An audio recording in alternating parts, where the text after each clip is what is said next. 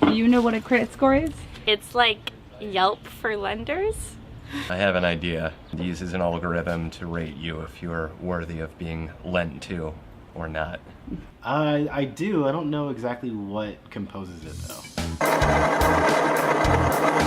Credit scores are a grade on how trustworthy you are to pay back the money you borrowed.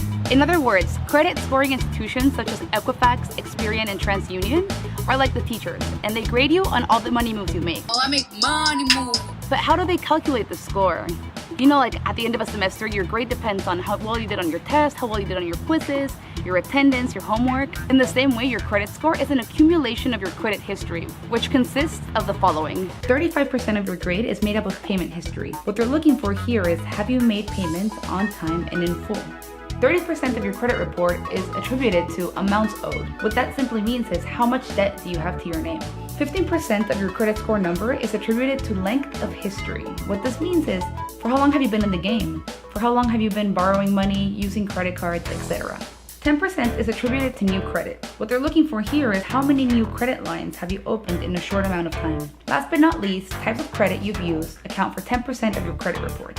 There are two types of credit: revolving credit and installment loans.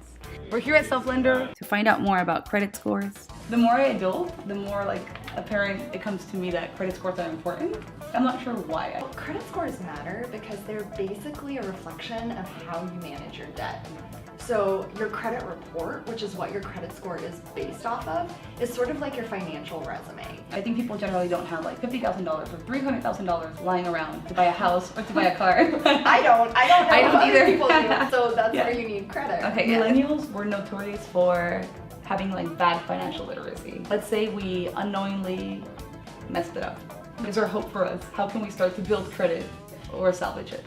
Yeah, so there is hope. There are some common options that people will use, you know, to build or rebuild their credit. Just to name a few, you can become an authorized user on someone else's credit card. The benefit of this is you don't actually even have to use the card to benefit from the credit, but you do want to make sure that whoever's card you are an authorized user on is really responsible with their credit, has great credit, you know, makes their payments on time, all that stuff. If not, you're gonna go from bad to worse. Yeah, if they're not responsible with their credit, it could hurt you rather than helping you. If you don't have access to being an authorized user, you can use what's called a credit builder loan, which is something we offer here at Self-Lender.